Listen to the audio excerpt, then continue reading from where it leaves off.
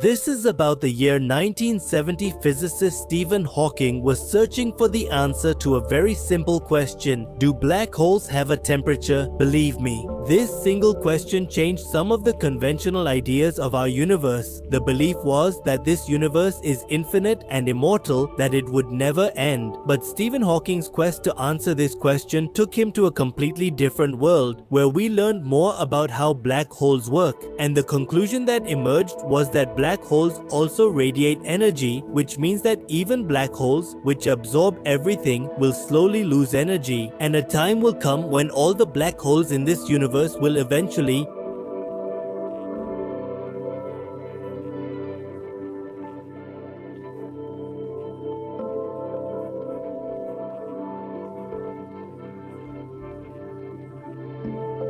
right? But wait, how can black holes radiate energy? Because what we all know about black holes is that their gravitational field is so strong that nothing, not even light, can escape from them.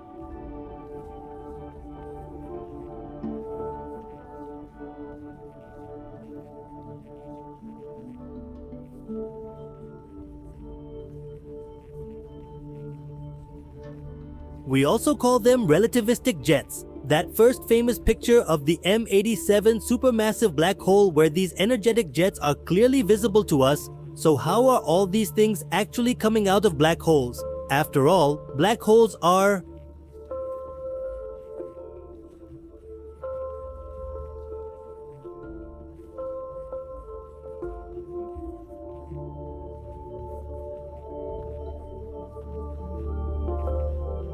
that should clear things up. So, let's first talk about black holes, because the root of all confusion is hidden here. Simply, if we try to visualize what a black hole actually is, let's first assume that if space is empty, if there is nothing in space, then the fabric of space will be completely flat. If we place a massive object in space, then there will be a curvature in space. The greater the mass of the object,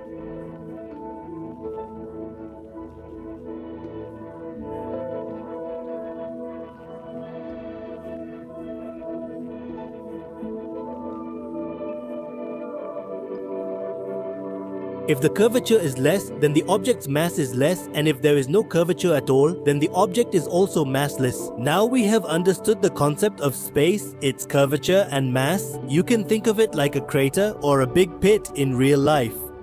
Suppose you are standing at the edge of a pit, and by chance, if your foot slips, you will roll towards the center of that pit.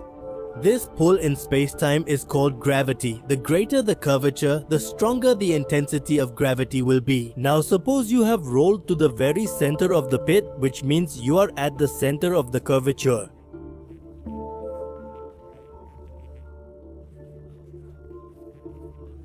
That means if you want to escape from a massive body, to get out of its massive gravity, you will need to use a specific amount of energy. Or we call it escape velocity or escape speed. After understanding this, you can imagine a black hole better. Now suppose that you put so much mass at one place in space that the curvature it creates in space, that is, the dent it makes in space, it is so deep that even the fastest object in the universe, that is light, cannot escape from it, meaning even light doesn't have enough energy to get out of that curvature. Now we all know that the speed of light is the ultimate cosmic speed limit. That means any particle that has mass cannot achieve this speed, and the particles that are massless can only go up to the speed of light. This means that nothing can escape from it, so you can understand that a black hole has formed there whose escape velocity is much greater than the speed of light. But even a black hole has its own limit. Let's understand this with our pit analogy. As long as you are far from that pit, you are absolutely safe. But as soon as you enter a critical region where your foot slips, you keep falling into that pit. That's called the event horizon. If you fall into this region even once, then no matter what, there you go, you will keep falling inside the black hole and eventually stop at the singularity. Singularity is a point where all the mass of the black hole is concentrated. If you want to know more about this, you can watch our video. You will find the link in the I button above and in the description box below.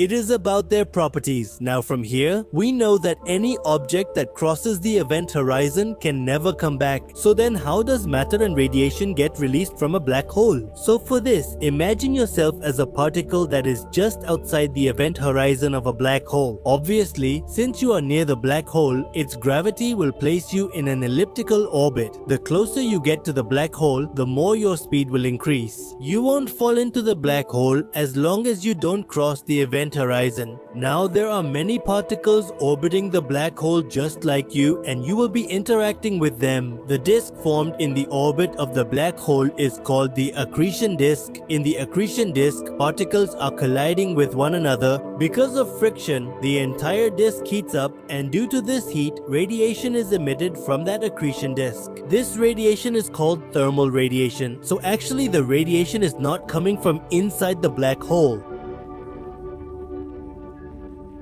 Is being emitted, so that clears up one confusion. However, some of the matter in the accretion disk still loses energy and goes inside the event horizon, which causes that matter to reach the singularity and the mass of the black hole increases. Apart from this, a lot is happening around the black hole as well. In the accretion disk, many charged particles are traveling at the speed of light, and because of their dynamics, a magnetic field is created around the black hole. This then accelerates the ionized particles in a special helix shape, and this acceleration happens at the speed of light. And this is what we call relativistic jets. They are very bright and can be seen from very far away in space. There is a galaxy called Centaurus A, from whose central black hole these jets are coming out in both directions, while from M87 a jet has been seen coming out in a single direction. But the important thing to understand here is that these jets and all the energy stored in them do not come from the black hole, but rather from the ionized particles orbiting in the accretion disk around it. Even there, nothing is coming out of the black hole, nor can it come out. The gravity of the black hole accelerates the particles present in the accretion disk outside the event horizon, where the particles get heated due to friction and collision. They become ionized, which generates electric current and magnetic field in them, and then this magnetic field accelerates these particles in one direction. This is the simple concept behind relativistic jets. The most complicated thing is Hawking radiation, which is a bit more complex, and we will try to understand it in a simple way. So first of all, as we discussed in the beginning, if we remove everything from the fabric of space, even the black hole, that space will become a flat vacuum surface. Now we all know that mass curves the fabric of space, so if we place a black hole at one point, the space there will obviously become curved. An event horizon will form, and the space around it will be governed by the fundamental laws of the universe. Now, the result of this will be that radiation will start being emitted from a large region around the black hole. This will be black body radiation, and it will be emitted in all directions. This radiation is what we call Hawking radiation. So now where is this radiation coming from? Because we've assumed that there's nothing in space except the black hole. So obviously that radiation should be coming from inside the black hole itself. Because here, there's nothing even outside the event horizon. Whatever energy is released in that radiation, it should come from the mass of the black hole itself. But here, our common sense tells us that nothing can come out of a black hole, so how can Hawking radiation come out, and how can it be proven? If we look at Einstein's famous equation E equals mc squared, here we can say that with each quantum of energy of Hawking radiation, that is, with each packet of energy, E amount of energy is coming out, so the black hole will lose m amount of mass. But how will this happen? What will be the mechanism of this whole process? Let's find out. The very first and most common simple explanation was not given by Hawking, but it couldn't satisfy the scientists. But it gave us a new way to visualize energy. So this explanation goes like this. When space is empty, the energy in it is called zero-point energy, which has a non-zero positive value. Now, even though space is empty, meaning it's vacant, from the perspective of energy, we can't treat it as empty.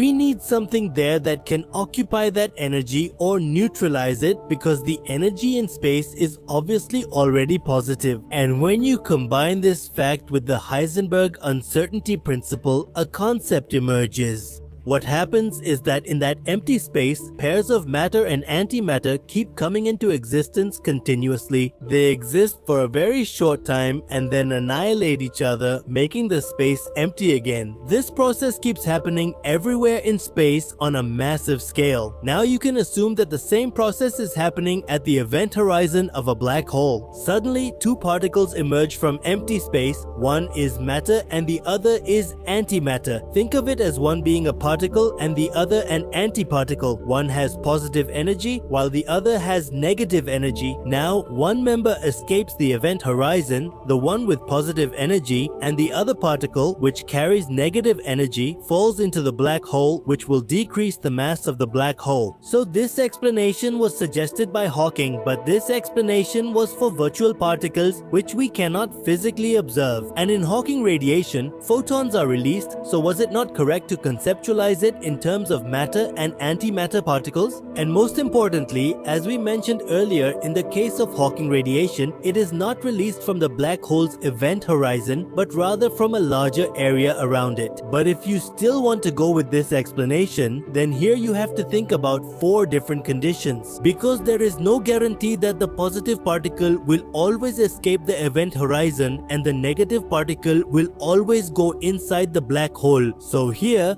these 4 possible cases can be formed. Number 1, out-out pairs, in which neither of the particles will cross the black hole's event horizon and they will annihilate each other and disappear. Number 2, out in pairs. In this, the particle escapes the event horizon and the antiparticle goes inside the black hole. Number 3, in-out pairs. In this, the particle falls into the black hole and the antiparticle escapes the event horizon. And number 4, in pairs. In this, both particles go inside the event horizon.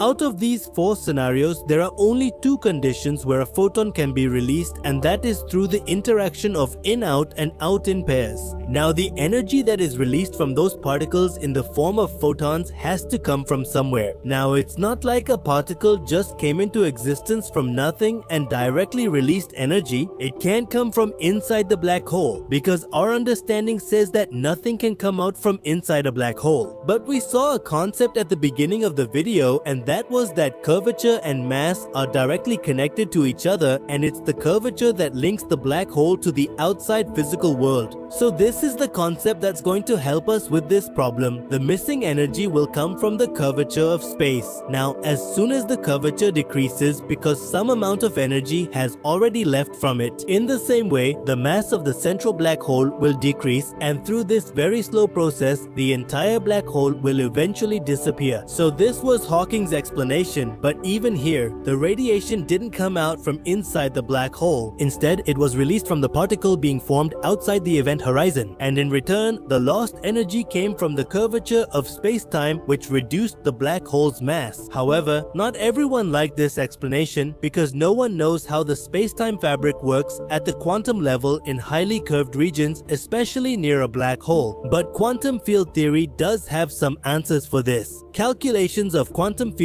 theory in curved space have given us some very surprising results. This thermal and black body radiation that is being emitted from the black hole's event horizon actually depends on the size of the event horizon. For example, the smaller the event horizon, the greater the curvature of space there, and the greater the curvature, the higher the rate of Hawking radiation. That means the rate of Hawking radiation will not always remain the same. For example, if there is a very large black hole, as time passes, its mass will keep decreasing due to Hawking radiation and it will keep getting smaller. As the black hole shrinks, its mass will decrease and this process will become even slower, and in the end, the black hole will evaporate. What about those with mass equal to our sun? It will take 10 to the power of 67 years for a black hole to evaporate. It will take 10 to the power of 87 years for the Milky Way's central black hole to evaporate. And the largest black hole in the universe will take 10 to the power of 100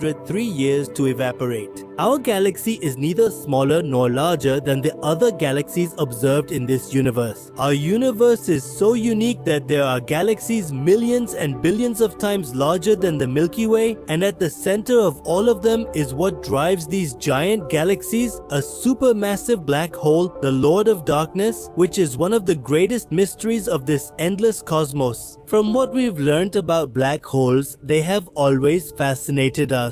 The most mysterious and so immense that there's no need to even describe their power, these cosmic giants, often described as terrifying, remain hidden at the centers of galaxies. These unimaginably powerful giants have been visible to us in the history of the universe since the very beginning of its existence. Scientists have recently found some evidence that suggests black holes existed in our early universe much earlier than we previously thought. This discovery could change our understanding of the early universe. After all, what were these mysterious objects doing at the very beginning of the universe? How did they form so quickly, and how did they evolve in that early universe? Astronomers have long been puzzled by the presence of quasars in the early universe. The discovery of quasars in the early universe means that supermassive black holes existed there, and this conclusion has left scientists even more astonished. These observations have raised many questions. How could supermassive black holes have formed in the early universe, which was not even a billion years old yet, even though they didn't have enough time to grow and evolve? So were they born as unusually massive giants, or did they somehow learn to grow very quickly by breaking the laws of the universe? A study has been published in the Astrophysical Journal Letters using data from the Hubble Space Telescope, and this study has revealed that the early black holes were less luminous and were growing in a universe filled with darkness. Because of this characteristic, they had managed to escape our observation until now. This astonishing discovery not only deepens this mystery even further, but it is also providing us with a lot of new information about the formation of black holes. What has the James Webb Space Telescope revealed to us about black holes? One of the biggest mysteries in science so far is how supermassive black holes came into existence so soon after the Big Bang. Quasars, which are some of the brightest objects in this universe, are powered by giant black holes. Scientists have observed these quasars in galaxies that existed in the early universe when the universe was not even a billion years old. Now these objects are such that for them to grow so much in just a billion years that they become supermassive black holes and form quasars is just not possible. It's like if I ask you if you've ever seen an old man who's only 10 years old, you'd say, "Brother, how can someone be born and become old in just 10 years? Same thing, right? Even scientists are puzzled by this case. If they had so little time, how did they become so big so quickly? When it comes to black holes, they grow by swallowing the gas, dust, and other things around them. All this matter falls into the area of the black hole's accretion disk, and from there, it gradually gets absorbed into the black hole. As this matter falls into the black hole, it collides with the other matter present in the accretion disk. Because of this, due to friction, it heats up, and that's why all the matter present in the entire accretion disk reaches a very high temperature, causing intense radiation to be released from the whole accretion disk. This radiation creates a pressure barrier and puts a limit on the black hole's matter consumption, which directly affects the growth of the black hole. Considering this limit, scientists are not able to explain how, even with this limit in place at that time, black holes became so massive in such a short period. Scientists have given two possible solutions for this. Either these giant black holes were formed from a stellar mass black hole, which is the remnant of a massive star. Massive stars die very quickly, so the black holes they leave behind take less time to reach the supermassive stage. But if this process speeds up a little, then they can grow within a given limited time. Now, because they start off with a mass 1,000 times heavier than our sun, that's why they're also called heavy seeds, and because of this, they quickly reach a large size. But where did these heavy seeds actually come from? One theory suggests dark matter halos. These are structures made of invisible matter that hold galaxies together. These structures are they also trap gas clouds in large quantities, and they don't let those clouds turn into stars. When stars don't form from those gas clouds, clouds, then they directly collapse into a black hole, which leads to the formation of a very heavy seed. However, the problem still remains, as only a few dark matter halos have been found to be large enough to trigger direct black hole collapse. Black holes formed in this way should be found in very small numbers in the early universe because the dark matter halos that create them were themselves quite rare. But according to a recent research, it has been found that the number of black holes observed in the early universe is much higher than our calculations predicted, and because of this, astronomers are now forced to believe that some very mysterious forces were at work in the early universe, because of which our current science is unable to understand them. Now, how can it be that there are black holes and there is no mystery associated with them? Because of advanced technology, we are now able to find the black holes hidden in galaxies present in the early universe. Earlier, we could only detect those bright quasars because they are very bright. But recently, observations from the Hubble Space Telescope have discovered many faint black holes as well, which had remained hidden from our view until now. Scientists monitored 15 years of brightness data from galaxies, which has enabled them to estimate the number of black holes that are quietly growing in the universe. This method has given us new data which shows that the number of black holes we previously assumed was incorrect. In fact, in the early universe, their number is many times higher. The James Webb Space Telescope has taken this discovery even further. Thanks to its extraordinary sensitivity and advanced spectroscopic capabilities, the JWST has also started detecting faint black holes in the early universe. It is closely monitoring their activities. This telescope is also capable of detecting the faint glow of black holes hidden within galaxies. This will help astronomers refine our early models of the cosmos. But then this raises another question. If there were so many black holes at that time, how did they all grow so quickly? After all, where did so much matter come from for them to consume? According to scientists, the answer to this might be hidden in mealtime variability. Unlike stars, black holes do not grow continuously. Their eating habits vary at different times. Instead, they have gaps between feeding periods. They take breaks. Because of this, it becomes difficult to estimate what the actual rate of their size increase is. Black holes deceive us here as well. This discovery is also groundbreaking because it contradicts our previous models, meaning it proves the models we created to be wrong. Scientists now believe that all the black holes discovered so far, from the extremely bright quasars to the recently discovered less bright black holes, there are so many of them that they couldn't all have formed from direct collapse. This suggests that there must have been some extremely mysterious processes at work at that time, which were creating not only large but also a huge number of these black holes. In the next 5 years, the James Webb Space Telescope is going to play an important role in solving this cosmic puzzle. Its ability to observe faint black holes also gives scientists the power to witness the death of the earliest stars. And this event can tell us where the initial seeds of black holes came from in such large quantities and how the universe continued its journey forward. Besides the standard theories of black hole formation, scientists are now considering even more bizarre ideas to somehow explain the black holes of the early universe.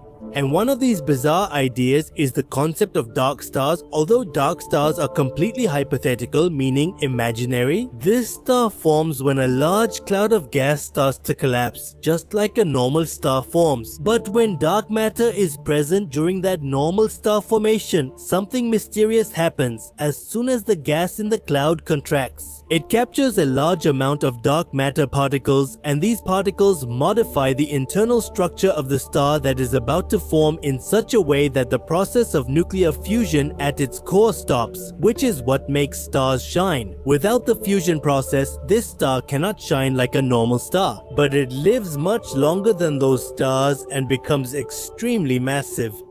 And eventually, these stars collapse under their own weight and turn into a black hole, which is much larger than any normal stellar mass black hole. It's interesting to think that if these objects existed in our early universe, they could explain the observation of so many black holes that we see. However, dark stars are still a theoretical concept for us, an imaginary idea. but large telescopes like JWST can play an important role in proving the existence of such stars. Observing those early stars with our telescope can tell us whether dark stars played a major role in black hole formation in the early universe or not.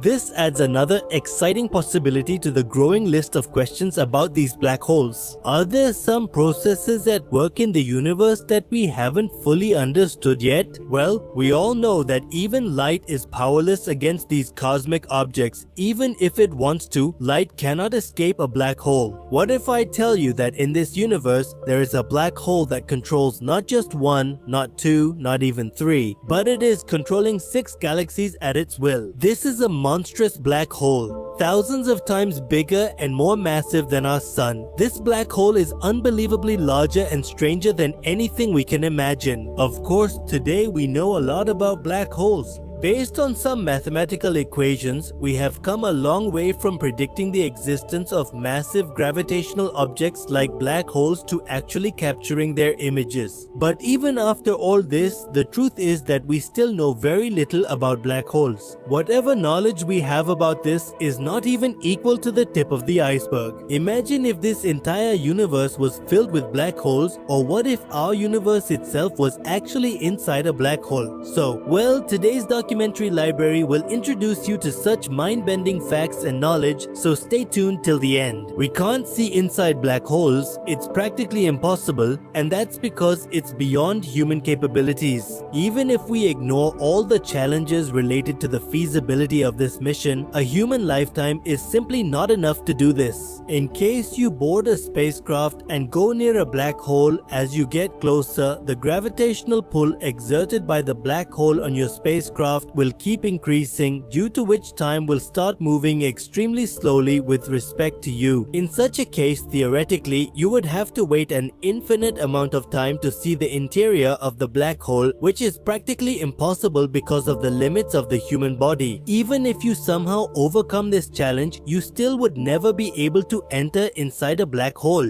Suppose a team of scientists sets out towards a black hole aboard a spacecraft, then the first thing they will encounter is this. Actually, this accretion disk revolving around the black hole. This is a ring of boiling compressed matter particles which revolves around the black hole at the speed of light. Imagine what would happen when that spacecraft collides with this accretion disk. Surely it would be a painful end for those curious researchers. However, one theory also suggests that the material around electrically charged black holes is kept cool by quantum noise. And if this is actually the case, then it's good news for those researchers who have set out on their journey to the black hole. Because if this happens, they can easily pass through that area of the black hole, but their journey will soon come to a dead end. If it's a small black hole, in fact, the immense gravitational pull of a small black hole will smash them completely. But at the same time, scientists also say that in smaller black holes, the effect of gravity is relatively less. This means that the journey of our incurious researchers can still move towards its destination. But surprisingly, would the journey inside such gigantic black holes really be like witnessing the entire universe? Yes, believe it or not, very large black holes almost contain the entire universe within themselves. If we go down to the density scale of a black hole, then according to that, our sun would be spread over an area the size of New York City in America, and our Earth would be only as big as a peanut. For a long time, scientists believed that these black holes must be filled with the galaxies, stars, and planets they have absorbed. But a recent research has changed the scientists' thinking about this. The result of this discovery was that inside a black hole, charged particles, stars, planets, and dust do not remain in a compressed state, but instead they are constantly moving. According to scientists, the space inside a black hole is quite different from the ordinary cosmos. Due to the enormous amount of force inside a black hole, space keeps stretching and deforming. Imagine that an entire universe exists inside a black hole. Moons, stars, planets, everything. Taking this research further, Dr. Nikodem Poplovsky does a comparative analysis of a black hole's internal structure and the standard model of cosmology. Well, according to the standard model of cosmology, our universe began with a massive explosion from a concentration of matter. This is the point where the laws of our physics stop working, because ultimately everything begins from here. But scientists were puzzled about where this infinite amount of energy originated from. On this point, researcher Dr. Poplovsky says that all this matter and energy came out of a black hole. Scientists believe that every black hole has a singularity. There, all the matter that gets engulfed in it accumulates in its highest compression state. In their hypothesis, scientists compared this point of infinite density and gravity present at the center of a black hole to a seed. This seed would be much smaller in size than any known particle, but it would still be divisible, meaning it could be further broken down. This seed bursts under excessive compression of matter, and in such a case, the matter inside it drifts off into outer space. And later on, these same matter particles formed stars, planets, and galaxies. Now, it is possible that 13.8 billion years ago, the birth of this universe also happened from just such a seed. That means right now we are actually living inside a black hole. In the bigger picture, our entire universe is contained within a black hole. Well, this mind-bending theory directly challenges our entire understanding of the universe so far. Scientists found in their research that after being born inside a black hole in this way, the universe evolved, and then they also found a way to get out of the black hole. This is somewhat like a tree with a common root, where there are two trunks, but they share the same root. There is a link between black holes and these newly born universes, which is formed by wormholes, and there is a singularity present between these black holes, in which the matter is tightly packed at the root of the seed with extremely high compression, and when this seed bursts, this matter spreads throughout space, and in this way, a new universe is born. Technically, to put it in fewer words, a black hole is connected to its reversal, that is, a white hole, with the help of wormholes, and these white holes release the newly formed universe into space. According to Poplovsky, there is a constant expansion of matter inside white holes, and on the other hand, matter seeds keep forming in black holes, which further give birth to new universes. In support of his hypothesis, he presented both theoretical and experimental evidence. In this sequence, he demonstrated the origin of the universe with the help of two plastic bottles in which two bottles were joined end to end. The black hole and white hole connection was shown. It was just like how a wormhole establishes a connection between a black hole and a white hole, and matter moves from one side to the other through it. Apart from this experiment, Poplovsky talked about everything present in the universe, whether it's planets, stars, or even black holes. He also presented a factual proof related to their rotation, which was scientifically quite rational. He said that everything present in this universe, whether it's a star, a planet, galaxies, or even a black hole, everything is rotating circularly, which is actually the result of the forces happening inside this gigantic primary black hole. Even in a primordial universe, there should be a relative trend of movement. This means that even in outer space, the same rotational parameters should exist as in the black hole from which it was born. The rotation in a black hole is always spiral. This means that the galaxies present in the universe that emerge from it will be inclined in two different directions. Like, some galaxies will be twisted from right to left, and some will have tilted in exactly the opposite direction from left to right. An astronomer conducting research at the University of Michigan has made exactly the same observation. In her astronomical surveys, she found that in a specific area of the universe, galaxies spin to the right, while in the opposite area, the galaxies are spinning to the left. This proves that there is definitely some connection to Poplovsky's theory. Another surprising hypothesis has also emerged. This has been developed by three scientists, all of whom are associated with the Perimeter Institute of Theoretical Physics. They believe that our universe came from inside a black hole, and that too in an extra dimension, meaning the fourth dimension. Until now, we knew that our universe is 3D, that it has 3 dimensions, but this theory also talks about the existence of a new dimension, that is, the 4th dimension. Well, this is quite different from the 4th dimension that is imagined in the context of time. Scientists are projecting it as a real-world dimension. imagine. They say that our non-observable universe is made up of 3 dimensions. At the same time, the accretion disk circling around the black hole is a 2D entity. So how can this black hole not be a 4D object? The main idea here is that a star existing in 4D space exploded with a massive blast. After that, a 4-dimensional black hole was born and matter started accumulating in the accretion disk of this black hole, which, even after the flash, did not go inside the black hole. The same thing happens with supernovas, those monstrous explosions in space when stars suddenly release the matter stored inside them into space. We cannot see the 4th-dimensional world. Scientists say that matter behaves very differently in the 4th dimension. It is like a lump with a very irregular shape.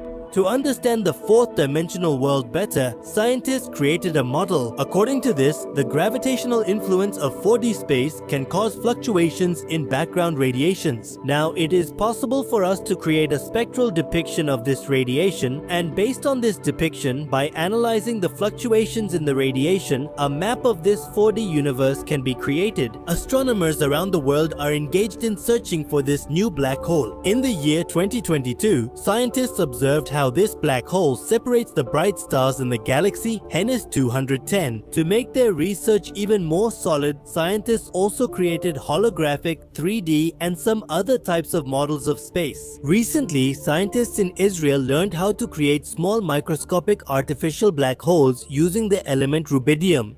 Sir Stephen Hawking's Hawking radiation theory suggests that a black hole propagates radiation into space from within itself.